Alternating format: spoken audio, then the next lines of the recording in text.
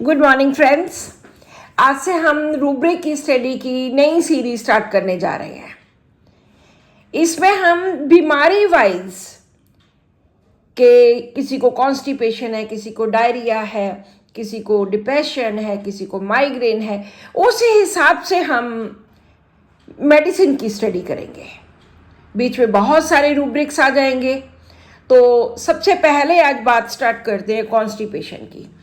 Constipation कब्ज़ होती है जब कोई हफ्ते में 2 या 3 बार स्टूल पास करता है, उसको स्टूल आता नहीं है। उसके पीछे बहुत सारे रीजंस होते हैं, चाहे वो पानी कम पीता है, चाहे उसकी बैठने की सीडेंटरी हैबिट है, चाहे वो फाइबर कम लेता है, चाहे कुछ ऐसी मेडिसिन हैं। लेकिन हमारी दवाइयाँ स्पेसिफिकली कॉन्स्टिपेशन पे बहुत अच्छा एक्ट करती हैं। चाहे प्रैक्टिस हम माइंड पे करते हैं, लेकिन फिर भी कुछ ऐसी मेडिसिन हैं जो स्पेसिफिकली कॉन्स्टिपेशन पर एक्ट करती हैं। आज हमारी सबसे पहली मेडिसिन है सेनिकुला। ये मिनरल स्प्रिंग वाटर से बनी मेडिसिन है। सेनिकुला की कॉन्स्टिपेशन कैसी होती है? Constipation, no desire until a large accumulation. जब तक कि ज़्यादा सारा स्टूल रेक्टम में इकट्ठा ना हो जाए तब तक उसकी कोई डिजायर नहीं होती पास करने की। After great straining stool partially expelled. बहुत जोर लगाने के बाद, बहुत स्ट्रेन के बाद थोड़ा ही मल बाहर निकलता है, रिसीड्स, बाकी का वापस चला जाता है, वापस पीछे को हो जाता है, पास नहीं होता। Large evacuation of small dry grey balls must be removed mechanically, कि उनको मैकेनिकली हाथ से या इनीमा देकर निकाला जाता है। Stool hard impossible to evacuate, कि इतना हार्ड होता है कि निकालना ही मुश्किल हो जाता है।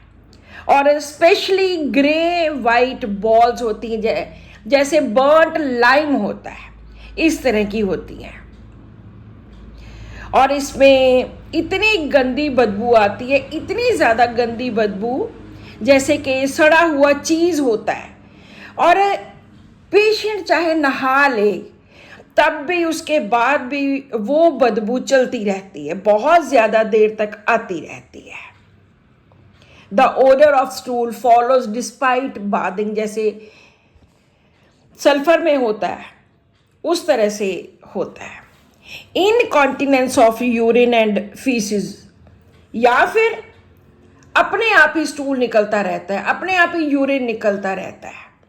और स्फिंक्टर अनरिलायबल, जो स्फिंक्टर है जो वहाँ पे जिसने इसको क्लोज करके रखा हुआ है, एनल स्फिंक्टर, वो अनरिलायबल होता है, वो पता ही नहीं चलता कब खुल जाता है। एंड अर्जिंग फॉर फ्लैटस, जब वो उसको एक गैस पास होनी होती है तब उसको लगता है कि उसका साथ में यूरिन भी निकल गया, उसकी पॉटी भी बीच में निकल गई। Must cross legs to prevent faeces escaping, और वो क्रॉस करके लेग्स को ऐसे बैठ जाता है इकट्ठा करके कि कहीं वो फ्लैटस के साथ यूरिन या स्टूल निकल ना जाए। इस तरह का सेनिकुला का कॉन्स्टिपेशन होती है।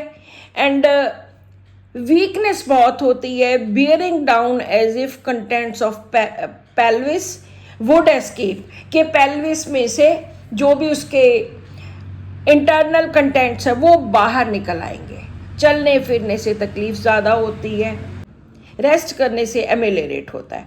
और इसके साथ साथ desire to support parts by placing hand against यूबला, सोरनेस ऑफ यूट्रस, नीचे को वो हाथ रख के बैठता है, कि हाथ से सपोर्ट दे के बैठता है कि कहीं मेरे अंदर से कुछ बाहर ना निकल जाए। सो इस तरह की सेनिकुला के स्टूल होते हैं, इस तरह की उसकी कॉन्स्टिपेशन होती है। अदरवाइज अगर मेंटली देखा जाए तो इसमें चेंज बहुत ज़्यादा होती है, चेंज डिज़ायर, इतनी चेंज कि थोड़ी थोड़ी देर के बाद ये अपनी ऑक्यूपेशन चेंज करता रहता है, symptoms changing continuously, constantly changing his occupation. और बच्चे इसके सेनिकुला के बहुत ज़्यादा ज़िद्दी एंड बहुत ज़्यादा इरिटेबल, कभी हंसने लग जाते हैं, कभी रोने लग जाते हैं, और बिल्कुल भी हाथ लगाने को इनका टच नहीं करवाना चाहते। डाउनवर्ड मोशन से एग्रीवेशन होती है। बच्चों के सिर में डैंड्रफ बहुत होती है। बच्चे बहुत ज़्यादा इमेशिएटेड, बहुत पतले, old looking, dirty, greasy, brownish, और इनकी नेक के इर्द गिर्द जो स्किन होती है वो बड़ी रिंकल्ड होती है, हैंग्स इन फोल्ड्स होती है। ठंडे मौसम में भी ये बच्चे अपने ऊपर चादर नहीं ओढ़ के सोते। सो इस तरह ये सेनिकुला आज हमने की। आज की वीडियो का क्वेश्चन है, सेनिकुला के कॉन्स्टिपेशन के जो और सिम्टम्स कुछ रह गए हैं वो 2 सिम्टम्स लिखिए। कल हम किसी और मेडिसिन की कॉन्स्टिपेशन करेंगे। Thank you.